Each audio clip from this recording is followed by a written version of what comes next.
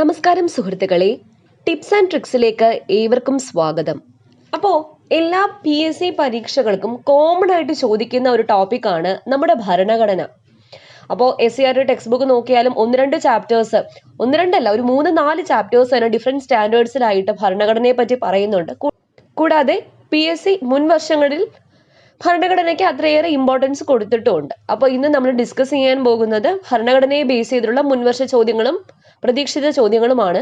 കൂടാതെ നമ്മൾ videos upload ചെയ്യുന്നത് എല്ലാ ദിവസവും രാത്രി 7 മണിക്കാണ്. അപ്പോൾ എല്ലാ ദിവസവും വീഡിയോസ് ഉണ്ടായിരിക്കും, മുടങ്ങാതെ കാണുക. ഞങ്ങളുടെ ചാനൽ സബ്സ്ക്രൈബ് ചെയ്യുക, കൂട്ടത്തിൽ ആ ബെൽ ഐക്കണും കൂടി ഒന്ന് പ്രസ് ചെയ്യുക, ഓൾ എന്ന ഓപ്ഷൻ കൊടുക്കുക. അപ്പോൾ എല്ലാവർക്കും വീഡിയോയിലേക്ക് സ്വാഗതം.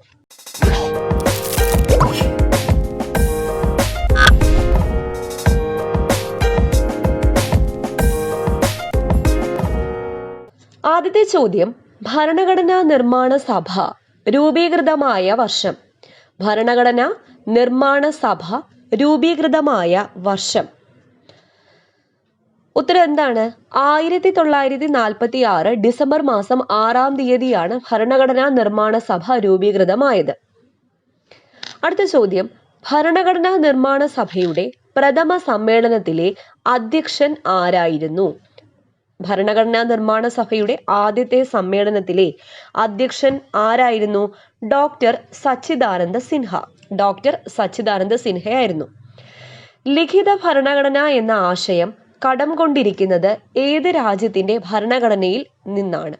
അപ്പോൾ റിട്ടൺ കോൺസ്റ്റിറ്റ്യൂഷൻ, ലിഖിത ഭരണഘടന എന്ന ആശയം കടം കൊണ്ടിരിക്കുന്നത് ഏത് രാജ്യത്തിന്റെ ഭരണഘടനയിൽ നിന്നാണ്? USA ഭരണഘടനയിൽ നിന്നാണ് ആ ആശയം കടം കൊണ്ടിരിക്കുന്നത്. ചുവടെ കൊടുത്തിരിക്കുന്നവയിൽ ഏത് ആശയമാണ് കാനഡയുടെ ഭരണഘടനയിൽ നിന്നും കടം കൊണ്ടിട്ടില്ലാത്തത്? ഏത് ആശയമാണ് കാനഡയുടെ ഭരണഘടനയിൽ നിന്നും കടം കൊണ്ടിട്ടില്ലാത്തത്? റിപ്പബ്ലിക് എന്ന ആശയം എവിടെ നിന്നാണ്? ഫ്രാൻസിന്റെ ഭരണഘടനയിൽ നിന്നാണ്.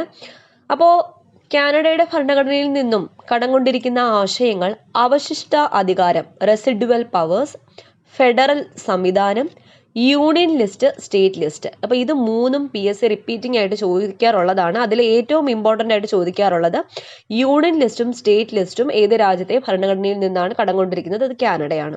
കൂടാതെ ഫെഡറൽ സംവിധാനം പഠിച്ചു വെക്കുക, അവശിഷ്ട അധികാരം പഠിച്ചു വെക്കുക. അടുത്ത ചോദ്യത്തിലേക്ക് പോകാം. ഭരണഘടനാ നിർമ്മാണ സഭയിലെ മൈനോറിറ്റീസ് സബ് കമ്മിറ്റി ചെയർമാൻ ആരായിരുന്നു? ഭരണഘടനാ നിർമ്മാണ സഭയിലെ മൈനോറിറ്റീസ് സബ് കമ്മിറ്റി ചെയർമാൻ ആരായിരുന്നു? HC Mukherjee. Minorities sub committee chairman ആയിരുന്നു HC മുഖർജി. സ്വത്തവകാശത്തെ മൗലിക അവകാശങ്ങളുടെ പട്ടികയിൽ നിന്നും നീക്കം ചെയ്ത പ്രധാനമന്ത്രി ആരാണ്? മൊറാർജി ദേശായി ആണ് സ്വത്തവകാശത്തെ മൗലിക അവകാശങ്ങളുടെ പട്ടികയിൽ നിന്നും നീക്കം ചെയ്ത പ്രധാനമന്ത്രി ആരാണ്? മൊറാർജി ദേശായി ആണ്. അടുത്ത ചോദ്യം, ഇന്ത്യക്ക് സ്വാതന്ത്ര്യം ലഭിക്കുമ്പോൾ ഇന്ത്യൻ യൂണിയനിൽ ചേരാൻ തയ്യാറാകാതിരുന്ന നാട്ടുരാജ്യങ്ങളിൽ ഉൾപ്പെടാത്തത് ഏതാണ്? അപ്പം ഉൾപ്പെടാത്തത് ആണ് ചോദിച്ചത്. അലഹാബാദ് ആണ്. അപ്പോൾ തയ്യാറാകാതിരുന്ന നാട്ടുരാജ്യങ്ങളാണ് കാശ്മീർ, ജുനഗഡ്, ഹൈദരാബാദ്. അതായത് അലഹാബാദ് ഇല്ല. ഇവർ 3 പേരും, കാശ്മീർ, ജുനഗഡ്, ഹൈദരാബാദ്, ഇന്ത്യൻ യൂണിയനിൽ ലയിക്കാൻ തയ്യാറാകാതെ നിന്ന നാട്ടുരാജ്യങ്ങളാണ്. അടുത്ത ചോദ്യം, ഇന്ത്യൻ പൗരത്വ നിയമം പാർലമെന്റ് പാസ്സാക്കിയ വർഷം. 1955 ഇന്ത്യൻ പൗരത്വ നിയമം പാർലമെന്റ് പാസ്സാക്കിയത്. അടുത്ത ചോദ്യത്തിലേക്ക് പോകാം. കുട്ടികളെ ലൈംഗിക ചൂഷണങ്ങളിൽ നിന്നും തടയുന്നതിനായി protection of children from sexual offence act, അതായത് പോക്സോ ആക്ട് പാർലമെന്റ് പാസ്സാക്കിയ വർഷം. ഇമ്പോർട്ടൻറ്റ് ചോദ്യം. 2012 2012. പൊതുസ്ഥലങ്ങളിൽ പുകവലിക്കുന്നത് കേരള ഹൈക്കോടതി നിരോധിച്ചത് ഭരണഘടനയുടെ ഏത് അനുച്ഛേദം അനുസരിച്ചാണ്? നല്ലൊരു ചോദ്യമാണ്. പൊതുസ്ഥലങ്ങളിൽ പുകവലിക്കുന്നത് കേരള ഹൈക്കോടതി നിരോധിച്ചത് ഭരണഘടനയുടെ ഏത് അനുച്ഛേദം അനുസരിച്ചാണ്? 21-ാം അനുച്ഛേദം. 21-ാം അനുച്ഛേദം. അടുത്ത ചോദ്യം, ഒരു വ്യക്തി അയാൾക്ക് അർഹമല്ലാത്ത ഉദ്യോഗം വഹിക്കുന്നതിനെ തടയുന്നതിനുള്ള റിട്ട് ഏതാണ്? കോ വാറണ്ടോ ആണ്. കോ വാറണ്ടോ. ഗ്രാമപഞ്ചായത്തുകളുടെ രൂപീകരണത്തെക്കുറിച്ച് പ്രതിപാദിക്കുന്ന ഭരണഘടനാ വകുപ്പ്. ഗ്രാമപഞ്ചായത്തുകളുടെ രൂപീകരണത്തെക്കുറിച്ച് പ്രതിപാദിക്കുന്ന ഭരണഘടനാ വകുപ്പ് ഏതാണ്? 40 40. താഴെ പറയുന്നവയിൽ തെറ്റായ പ്രസ്താവന ഏതാണ്? താഴെ പറയുന്നവയിൽ തെറ്റായ പ്രസ്താവന ഇംപീച്ച്മെന്റ് പ്രമേയം അവതരിപ്പിക്കാൻ സഭയുടെ 1/3 അംഗങ്ങളുടെ പിന്തുണ ആവശ്യമാണ്. ഇത് തെറ്റാണ്. അപ്പോൾ ശരിയായിട്ടുള്ള പ്രസ്താവനകൾ ഏതൊക്കെയാണ്? രാഷ്ട്രപതി തെരഞ്ഞെടുപ്പിന് നേതൃത്വം നൽകുന്നത് കേന്ദ്ര തിരഞ്ഞെടുപ്പ് കമ്മീഷനാണ്. രാഷ്ട്രപതി തെരഞ്ഞെടുപ്പിലെ തർക്കങ്ങൾ പരിഹരിക്കുന്നത് സുപ്രീം കോടതിയാണ്. ഒരു വ്യക്തിക്ക് എത്ര പ്രാവശ്യം വേണമെങ്കിലും ഇന്ത്യൻ പ്രസിഡന്റ് സ്ഥാനം വഹിക്കാവുന്നതാണ്. അപ്പോൾ ഇതെല്ലാം ശരിയാണ്. അപ്പോൾ ഓപ്ഷൻ സി ആണ് തെറ്റായ പ്രസ്താവന. അടുത്ത ചോദ്യം, രാഷ്ട്രപതിക്ക് പാർലമെന്റിലേക്ക് എത്ര അംഗങ്ങളെ നാമനിർദ്ദേശം ചെയ്യാം? രാഷ്ട്രപതിക്ക് 14 അംഗങ്ങളെയാണ് നാമനിർദ്ദേശം ചെയ്യാൻ പറ്റുന്നത്. ഗരീബി ഹട്ടാവോ, ദാരിദ്ര്യം തുടച്ചു നീക്കുക എന്ന മുദ്രാവാക്യം ഉയർത്തിയ ഇന്ത്യൻ പ്രധാനമന്ത്രി ഗരീബി ഹട്ടാവോ ആരാണ്? ഇന്ദിരാഗാന്ധിയാണ്. ഇന്ദിരാഗാന്ധി. രാംനാഥ് കോവിന്ദ് രാഷ്ട്രപതിയാകുന്നതിന് മുമ്പ് ഏത് സംസ്ഥാനത്തെ ഗവർണറായിരുന്നു? ഏത് സംസ്ഥാനത്തെ ഗവർണറായിരുന്നു രാംനാഥ് കോവിന്ദ്? ബീഹാർ. സൻസദ് സദൻ എന്നത് ഇന്ത്യൻ പാർലമെന്റ് മന്ദിരത്തിന്റെ പേരാണ്. ഇന്ത്യൻ പാർലമെന്റ് മന്ദിരത്തിന്റെ പേരാണ് സൻസദ് സദൻ. അടുത്ത ചോദ്യം, ചുവടെ തന്നിരിക്കുന്നവയിൽ ശരിയായത് ഏത്? അപ്പോൾ ചുവടെ തന്നിരിക്കുന്നവയിൽ ശരിയായത് ഏത്? ഈ 4 ഓപ്ഷനും ശരിയാണ്. അതായത് നവംബർ 19 ദേശീയോദ്ഗ്രഥന ദിനമാണ്. ഇന്ദിരാഗാന്ധിയുടെ ജന്മദിനമാണ് ദേശീയോദ്ഗ്രഥന ദിനം. ഡിസംബർ 25 ദേശീയ സദ്ഭരണ ദിനമാണ്. അത് AB വാജ്പേയിയുടെ ജന്മദിനമാണ്. December 25 good governance day. October 31 ദേശീയ പുനരർപ്പണ ദിനമാണ്. അത് സർദാർ വല്ലഭായ് പട്ടേലിന്റെ ജന്മദിനമാണ്. ഓഗസ്റ്റ് 20 ദേശീയ സദ്ഭാവനാ ദിനം. ദേശീയ സദ്ഭാവനാ ദിനം രാജീവ് ഗാന്ധിയുടെ ജന്മദിനമാണ്. അപ്പം ദേശീയ സദ്ഭാവനാ ദിനം ആരുടെ ജന്മദിനമാണ്? രാജീവ് ഗാന്ധിയുടെ ജന്മദിനമാണ്. ഓക്കെ. സ്വതന്ത്ര ഇന്ത്യയിലെ പ്രഥമ മന്ത്രിസഭയിൽ പ്രതിരോധ മന്ത്രി ആരായിരുന്നു? സ്വതന്ത്ര ഇന്ത്യയിലെ പ്രഥമ മന്ത്രിസഭയിൽ പ്രതിരോധ മന്ത്രി ആരായിരുന്നു? ബൽദേവ് സിംഗ്. ബൽദേവ് സിംഗ് ആയിരുന്നു സ്വതന്ത്ര ഇന്ത്യയിലെ പ്രഥമ മന്ത്രിസഭയിലെ പ്രതിരോധ മന്ത്രി. ബൽദേവ് സിംഗ്. പാർലമെന്റിൽ അവതരിപ്പിച്ച ബില്ലിൽ വോട്ടെടുപ്പ് തടയുന്നതിനായി മനഃപൂർവ്വം ചർച്ച നീട്ടിക്കൊണ്ടു പോകുന്നതിനെ പറയുന്ന പേര് എന്താണ്? പാർലമെന്റിൽ അവതരിപ്പിച്ച ബില്ലിൽ വോട്ടെടുപ്പ് തടയുന്നതിനായി മനഃപൂർവ്വം ചർച്ച നീട്ടിക്കൊണ്ടു പോകുന്നതിന് പറയുന്ന പേരാണ് ഫിലിബസ്റ്റർ. ഫിലിബസ്റ്റർ.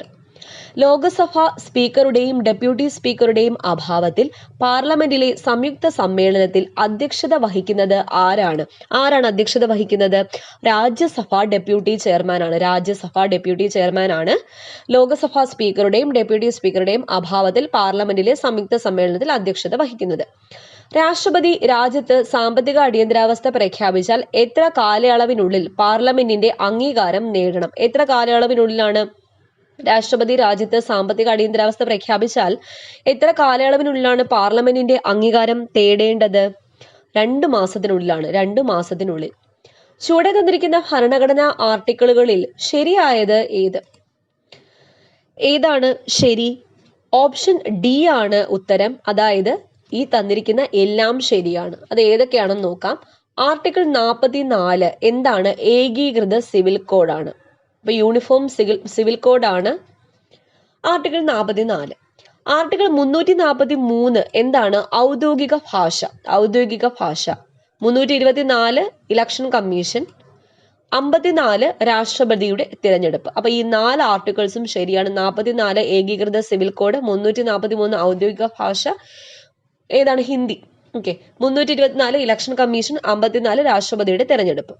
അടുത്ത ചോദ്യം, ഇന്ത്യയിൽ പഞ്ചായത്തി രാജ് നിയമം നിലവിൽ വന്ന വർഷം. എന്നാണ് ഇന്ത്യയിൽ പഞ്ചായത്തി രാജ് നിയമം നിലവിൽ വന്നത്?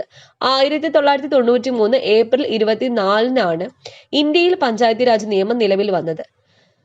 ചുവടെ തന്നിരിക്കുന്നവയിൽ തെറ്റായ പ്രസ്താവന ഏതാണ്? ചുവടെ തന്നിരിക്കുന്നവയിൽ തെറ്റായ പ്രസ്താവന ഏതാണ്?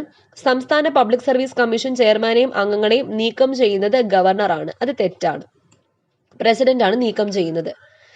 അപ്പോ ബാക്കി ശരിയായിട്ടുള്ള പ്രസ്താവനകൾ ഏതൊക്കെയാണ്? ഗവർണറെ നിയമിക്കുന്നതിനും നീക്കം ചെയ്യുന്നതിനുമുള്ള അധികാരം പ്രസിഡന്റിൽ നിക്ഷിപ്തമാണ്. ശരിയാണ്. ഒരാൾക്ക് ഒന്നിലധികം സംസ്ഥാനങ്ങളുടെ ഗവർണർ പദവി വഹിക്കാവുന്നതാണ്. മാക്സിമം 2. ശരിയാണ്. ഗവർണർക്ക് സത്യപ്രതിജ്ഞ ചൊല്ലിക്കൊടുക്കുന്നത് ഹൈക്കോടതി ചീഫ് ജസ്റ്റിസ് ആണ്. അതും ശരിയാണ്. ഓക്കെ, അപ്പൊ ഇത്രയും ചോദ്യങ്ങൾ എല്ലാവർക്കും ക്ലിയർ ആണല്ലോ. അടുത്ത ചോദ്യം നോക്കാം. ചുവടെ തന്നിരിക്കുന്ന ഭരണഘടനാ ഭേദഗതികളിൽ തെറ്റായത് ഏതാണ്? അപ്പൊ തെറ്റായത് ഡി ആണ്. വോട്ടിംഗ് പ്രായം 21 നിന്നും 18 വയസ്സാക്കി കുറച്ചത് 69-ാം ഭേദഗതിയാണ്. 61-ാം ഭേദഗതിയാണ് ഉത്തരം. 1988. 89-ൽ നിലവിൽ വന്നു. അപ്പോൾ ശരിയായിട്ടുള്ള ഭേദഗതികൾ ഏതൊക്കെയാണെന്ന് നോക്കാം. GST 101-ാം ഭേദഗതി 2016. 101-ാം ഭേദഗതിയാണ് ഏത്? GST. കൂറുമാറ്റ നിരോധന നിയമം 52-ാം ഭേദഗതിയാണ്, വർഷം 1985. സ്വത്തവകാശത്തെ മൗലികാവകാശങ്ങളുടെ പട്ടികയിൽ നിന്നും നീക്കം ചെയ്തത് 44-ാം ഭേദഗതി പ്രകാരമാണ്, വർഷം 1978. അപ്പോൾ GST 101-ാം ഭേദഗതി 2016, കൂറുമാറ്റ നിരോധന നിയമം 52-ാം ഭേദഗതി 1985, സ്വത്തവകാശത്തെ മൗലികാവകാശങ്ങളുടെ പട്ടികയിൽ നിന്നും നീക്കം ചെയ്തത് 44-ാം ഭേദഗതി 1978, വോട്ടിംഗ് പ്രായം 21-ൽ നിന്നും 18 ആക്കി കുറച്ച് 61-ാം ഭേദഗതി 1988.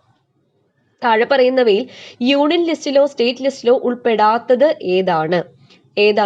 വിദ്യാഭ്യാസം, വില നിയന്ത്രണം, ക്രിമിനൽ നിയമങ്ങൾ. ഇതെല്ലാം കൺകറന്റ് ലിസ്റ്റിൽ ഉൾപ്പെടുന്നവയാണ്. വിദ്യാഭ്യാസം എപ്പോഴും PSC എടുത്തു ചോദിക്കാറുള്ളതാണ്. വിദ്യാഭ്യാസം ഏത് ലിസ്റ്റാണ്? കൺകറന്റ് ലിസ്റ്റാണ്. കൂടാതെ വില നിയന്ത്രണം ഓർത്തുവെക്കുക, ക്രിമിനൽ നിയമങ്ങൾ ഓർത്തുവെക്കുക. ഇതെല്ലാം ഏതാണ്? കൺകറന്റ് ലിസ്റ്റാണ്.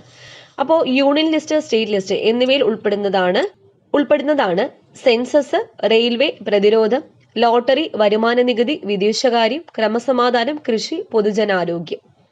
അടുത്ത ചോദ്യത്തിലേക്ക് പോകാം. ഭരണഘടന അംഗീകരിച്ചിട്ടുള്ള ഭാഷകളെ കുറിച്ച് പരാമർശിക്കുന്ന പട്ടിക അഥവാ ഷെഡ്യൂൾ ഏതാണ്?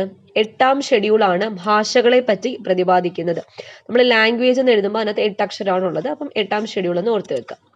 അടുത്ത ചോദ്യം, വിവരാവകാശ നിയമപ്രകാരം 2-ാം അപ്പീൽ സമർപ്പിക്കേണ്ടത് എത്ര ദിവസത്തിനുള്ളിലാണ്? 90 ദിവസത്തിനുള്ളിലാണ് 2-ാം അപ്പീൽ സമർപ്പിക്കേണ്ടത്. ദേശീയ ന്യൂനപക്ഷ കമ്മീഷൻ അംഗങ്ങളുടെ കാലാവധി എത്ര വർഷമാണ്? ദേശീയ ന്യൂനപക്ഷ മൈനോറിറ്റി കമ്മീഷൻ അംഗങ്ങളുടെ കാലാവധി എത്ര വർഷമാണ്? 3 വർഷമാണ്. അടുത്ത ചോദ്യം, ചുവടെ തന്നിരിക്കുന്നവയിൽ തെറ്റായ പ്രസ്താവന ഏതാണ്? അപ്പോ കറണ്ട് സിറ്റുവേഷൻ അനുസരിച്ച് ഇതെല്ലാം ശരിയാണ്. മുന്നേ ദേശീയ പിന്നോക്ക വിഭാഗ കമ്മീഷൻ ഭരണഘടനാ സ്ഥാപനമല്ലായിരുന്നു. ഇപ്പോൾ അതിന് ആർട്ടിക്കിൾ ഉണ്ട്. 338B ആണ് national commission for backward classes, NCBC. അത് 338B ആണ്. അപ്പൊ 338 പറയുമ്പോൾ 338 എന്ന് പറയുന്നത് പട്ടികജാതി കമ്മീഷൻ SC, 338A എന്ന് പറയുന്നത് പട്ടികവർഗ കമ്മീഷൻ. ഇപ്പൊ 338Bയും കൂടെ വന്നിരിക്കുന്നു. അത് NCBC ആണ്, national commission for backward classes വന്നിരിക്കുന്നു. അപ്പം ഇതെല്ലാം ഇപ്പൊ ശരിയാണ്. എന്തൊക്കെയാന്ന് നോക്കാം. ദേശീയ പിന്നാക്ക വിഭാഗ കമ്മീഷൻ ചെയർമാന്റെയും അംഗങ്ങളുടെയും കാലാവധി 3 വർഷം. ഒരു ഭരണഘടനാ സ്ഥാപനം. പിന്നെ ദേശീയ പിന്നാക്ക വിഭാഗ കമ്മീഷൻ രൂപീകൃതമായത് 1993 ഓഗസ്റ്റ് 14. ഡേറ്റ് ഓർത്ത് വെക്കുക, 1993 ഓഗസ്റ്റ് 14. ആർട്ടിക്കിൾ 338, 338A എന്നിവ യഥാക്രമം ദേശീയ പട്ടികവർഗ കമ്മീഷനെ കുറിച്ച്. ഇപ്പൊ 338B national commission for backward ക്ലാസസിനെ പറ്റിയും പരാമർശിക്കുന്നു. അടുത്ത ചോദ്യം നോക്കാം. വിവരാവകാശ നിയമം പാർലമെന്റ് പാസാക്കുന്നതിന് കാരണമായ കിസാൻ മസ്ദൂർ ശക്തി സംഘടൻ എന്ന സംഘടനയ്ക്ക് നേതൃത്വം നൽകിയത് ആരാണ് നേതൃത്വം നൽകിയത് എന്നാണ് ചോദിച്ചിരിക്കുന്നത്. അരുണ റോയ് ആണ്. ആരാണ്? അരുണ റോയ്. ഓർത്തിരിക്കുക. അടുത്ത ചോദ്യം, പൊതു തെരഞ്ഞെടുപ്പിന് ജനറൽ ഇലക്ഷന് മത്സരിക്കുന്ന സ്ഥാനാർത്ഥികൾ നാമനിർദ്ദേശ പത്രിക സമർപ്പിക്കേണ്ടത് ആരുടെ മുന്നിലാണ്? അപ്പോ നമ്മുടെ സിറ്റുവേഷൻ അനുസരിച്ച് ഇത് ഓർത്തിരിക്കേണ്ട ചോദ്യമാണ്. റിട്ടേണിംഗ് ഓഫീസറുടെ മുന്നിലാണ് നാമനിർദ്ദേശ പത്രിക, നോമിനേഷൻ ലെറ്റർ സമർപ്പിക്കേണ്ടത്. അടുത്ത ചോദ്യം, സംസ്ഥാന പബ്ലിക് സർവീസ് കമ്മീഷൻ അംഗങ്ങളുടെ കാലാവധി. സംസ്ഥാന പബ്ലിക് സർവീസ് കമ്മീഷൻ അംഗങ്ങളുടെ കാലാവധി എത്ര വർഷമാണ്? 6 വർഷം അല്ലെങ്കിൽ 62 വയസ്സ്. 6 വർഷം അല്ലെങ്കിൽ 62 വയസ്സാണ് കാലാവധി. കേന്ദ്ര ധനകാര്യ കമ്മീഷനിൽ അംഗമായ ആദ്യ മലയാളി. കേന്ദ്ര ധനകാര്യ കമ്മീഷനിൽ അംഗമായ ആദ്യ മലയാളി ആരാണ്? VP മേനോനാണ്. VP മേനോൻ. ഇന്ത്യയിൽ ഗാർഹിക പീഡന നിരോധന നിയമം, ഡൊമസ്റ്റിക് വയലൻസ് ആക്ട് നിലവിൽ വന്നത് എന്നാണ്? നിലവിൽ വന്ന ഡേറ്റ് ആണ് ചോദിച്ചിരിക്കുന്നത്. 2006 ഒക്ടോബർ 26. 2006 ഒക്ടോബർ 26-നാണ് നിലവിൽ വന്നത്. ചുവടെ തന്നിരിക്കുന്നവയിൽ ശരിയായ പ്രസ്താവന ഏത്? ചുവടെ തന്നിരിക്കുന്നവയിൽ ശരിയായ പ്രസ്താവന D ആണ്. 1, 2, 4 എന്നിവയാണ് ശരി. 1, 2, 4. അപ്പൊ അത് ഏതൊക്കെയാണെന്ന് നോക്കാം. ദേശീയ മനുഷ്യാവകാശ കമ്മീഷൻ ഒരു സ്റ്റാറ്റ്യൂട്ടറി ബോഡിയാണ്. അത് ശരിയാണ്. 1993 ഒക്ടോബർ 12-നാണ് ദേശീയ മനുഷ്യാവകാശ കമ്മീഷൻ സ്ഥാപിതമായത്. ശരിയാണ്. ദേശീയ മനുഷ്യാവകാശ കമ്മീഷൻ അംഗങ്ങളെയും ചെയർമാനെയും നിയമിക്കുന്നതും നീക്കം ചെയ്യുന്നതും ആരാണ്? രാഷ്ട്രപതിയാണ്. ഓക്കെ, അടുത്ത ചോദ്യം നോക്കാം. കോംട്രോളർ ആൻഡ് ഓഡിറ്റർ ജനറലിന്റെ CAG-യുടെ കാലാവധി എത്ര വർഷമാണ്? CAG-യുടെ കാലാവധി 6 വർഷം അഥവാ 65 വയസ്സാണ്. CAG-യുടെ കാലാവധി 6 വർഷമാണ് അഥവാ 65 വയസ്സ്. ഏതു പ്രധാനമന്ത്രിയുടെ കാലത്താണ് പഞ്ചായത്തി രാജ് സംവിധാനം നിലവിൽ വന്നത്? പഞ്ചായത്തി രാജ് സംവിധാനം നിലവിൽ വന്നത് PV നരസിംഹറാവുവിന്റെ കാലത്താണ്. ദേശീയ സമ്മതിദായക ദിനമായി നാഷണൽ വോട്ടേഴ്സ് ഡേ ആയി ആചരിക്കുന്നത് ഏത് ദിവസമാണ്? ജനുവരി 25. ജനുവരി 25 ആണ്. വോട്ടിംഗ് പ്രായം 21-ൽ നിന്നും 18 വയസ്സാക്കി കുറച്ച 61-ാം ഭരണഘടനാ ഭേദഗതി നിലവിൽ വന്ന വർഷമാണ് ചോദിച്ചിരിക്കുന്നത്. നിലവിൽ വന്ന വർഷം 1989. 1989-ലാണ് നിലവിൽ വന്നത്. ചുവടെ തന്നിരിക്കുന്നവയിൽ കേരള ഹൈക്കോടതിയുടെ അധികാര പരിധിയിൽ വരുന്ന കേന്ദ്രഭരണ പ്രദേശം ഏതാണ്? ലക്ഷദ്വീപാണ് കേരള ഹൈക്കോടതിയുടെ അധികാര പരിധിയിൽ വരുന്ന കേന്ദ്രഭരണ പ്രദേശം. ലോക്പാൽ ബില്ല് പാസാക്കുന്നതിനു വേണ്ടി അണ്ണാ ഹസാരെയുടെ നേതൃത്വത്തിൽ സമരം ചെയ്ത സംഘടന ഏതാണ്? ജനതന്ത്ര മോർച്ചയാണ്. ജനതന്ത്ര മോർച്ച. സുപ്രീം കോടതി ജഡ്ജിമാർ രാജിക്കത്ത് നൽകേണ്ടത് ആർക്കാണ്? സുപ്രീം കോടതി ജഡ്ജിമാർ രാജിക്കത്ത് നൽകേണ്ടത് രാഷ്ട്രപതിക്കാണ്. ചുവടെ തന്നിരിക്കുന്നവയിൽ തെറ്റായ പ്രസ്താവന ഏതാണ്? ചുവടെ തന്നിരിക്കുന്നവയിൽ തെറ്റായ പ്രസ്താവന C ആണ്. ഇന്ത്യയിൽ ഒരു തവണ സാമ്പത്തിക അടിയന്തരാവസ്ഥ പ്രഖ്യാപിച്ചിട്ടുണ്ട്? ഇല്ല. അപ്പോ ഇന്ത്യയിൽ ഇന്നേ വരെ പ്രഖ്യാപിക്കാത്ത ഒരു അടിയന്തരാവസ്ഥയാണ് സാമ്പത്തിക അടിയന്തരാവസ്ഥ. അപ്പൊ ശരിയായിട്ടുള്ള പോയിന്റ്സ് ഏതൊക്കെയാണെന്ന് നോക്കാം. ദേശീയ അടിയന്തരാവസ്ഥ, സാമ്പത്തിക അടിയന്തരാവസ്ഥ എന്നിവയെക്കുറിച്ച് യഥാക്രമം ഭരണഘടന 352, 360, 360 അനുച്ഛേദങ്ങളിൽ പരാമർശിക്കുന്നു. ഒരു സംസ്ഥാനത്ത് രാഷ്ട്രപതി ഭരണം ഏർപ്പെടുത്താൻ കഴിയുന്ന കാലയളവ് പരമാവധി 3 വർഷമാണ്. ശരിയാണ്, 3 വർഷമാണ്. ഇന്ത്യയിൽ ആദ്യ ദേശീയ അടിയന്തരാവസ്ഥ പ്രഖ്യാപിച്ചത് ചൈനീസ് ആക്രമണത്തെ തുടർന്ന് 1962. അപ്പോ ഇൻഡോ ചൈനീസ് യുദ്ധം നടന്ന വർഷം തന്നെ ചോദിച്ചിട്ടുണ്ട്. 1962-ലാണ്. 1962. ഓക്കെ, അടുത്ത ചോദ്യത്തിലേക്ക് പോകാം. ഇന്ത്യയിൽ ദേശീയ അടിയന്തരാവസ്ഥ പ്രഖ്യാപിച്ചിട്ടില്ലാത്ത വർഷം ഏത് എന്നാണ് ചോദിച്ചിരിക്കുന്നത്. 1968-ലാണ്. അപ്പോ 1962 പ്രഖ്യാപിച്ചിട്ടുണ്ട്, 71 പ്രഖ്യാപിച്ചിട്ടുണ്ട്, 75 പ്രഖ്യാപിച്ചിട്ടുണ്ട്. 62 ഇൻഡോ ചൈനീസ് യുദ്ധം നടന്നപ്പോൾ 71-ലും 75-ലും ഇൻഡോ പാകിസ്ഥാൻ യുദ്ധം നടന്നപ്പോഴും എന്ത് ചെയ്തിട്ടുണ്ട്? അടിയന്തരാവസ്ഥ പ്രഖ്യാപിച്ചിട്ടുണ്ട്. ലോക്സഭാ സ്പീക്കറുടെ തിരഞ്ഞെടുപ്പ് തീയതി തീരുമാനിക്കുന്നത് ആരാണ്? ലോക്സഭാ സ്പീക്കറുടെ തിരഞ്ഞെടുപ്പ് തീയതി തീരുമാനിക്കുന്നത് രാഷ്ട്രപതിയാണ്. രാഷ്ട്രപതി. രാജ്യസഭയുടെ കാലാവധി എത്ര വർഷമാണ്? രാജ്യസഭ എന്ന് പറയുന്ന ഒരു സ്ഥിരം സഭയാണ്, അതിന് കാലാവധി ഇല്ല. ഇന്ത്യയിൽ നിഷേധ വോട്ട് അഥവാ നോട്ട നടപ്പിലാക്കാനായി പൊതു താല്പര്യ ഹർജി നൽകിയ സംഘടന ഏതാണ്? നല്ലൊരു ചോദ്യമാണ്. അപ്പം ഇന്ത്യയിൽ നോട്ട നടപ്പിലാക്കുവാനായി പൊതു താല്പര്യ ഹർജി നൽകിയ സംഘടന ഏതാണ്? People's Union for Civil Liberties ആണ്. People's Union for Civil Liberties ആണ് നോട്ട് നടപ്പിലാക്കുവാനായി പൊതു താല്പര്യ ഹർജി നൽകിയത്. അവസാനത്തെ ചോദ്യം, ദേശീയ കർഷക ദിനമായി ആചരിക്കുന്ന ഡിസംബർ 23 ഏത് ഇന്ത്യൻ പ്രധാനമന്ത്രിയുടെ ജന്മദിനമാണ്? ഏത് ഇന്ത്യൻ പ്രധാനമന്ത്രിയുടേതാണ്? ചരൺ സിംഗ്. ചരൺ സിംഗിന്റെ ജന്മദിനമാണ് ഡിസംബർ 23. ഡിസംബർ 23 PSC റിപ്പീറ്റിംഗ് ആയിട്ട് ചോദിക്കാനുള്ള ചോദ്യമാണ്. ഡേറ്റ് വൈസിൽ അത് ദേശീയ കർഷക ദിനമാണെന്നും കൂടി ഓർത്തിരിക്കുക. ചരൺ സിംഗിന്റെ ജന്മദിനമാണ്. അപ്പോൾ ഫ്രണ്ട്സ്, ഇത്രയും ചോദ്യങ്ങൾ എല്ലാവർക്കും ക്ലിയർ ആയി എന്ന് വിശ്വസിക്കുന്നു. തുടർന്നുള്ള യൂസ്ഫുൾ വീഡിയോസുമായിട്ട് ഞങ്ങൾ വീണ്ടും വരുന്നതാണ്. അപ്പോൾ മറക്കണ്ട, എല്ലാ ദിവസവും രാത്രി 7 മണിക്കാണ് വീഡിയോസ് അപ്ലോഡ് ചെയ്യുന്നത്. വീണ്ടും കാണാം. താങ്ക്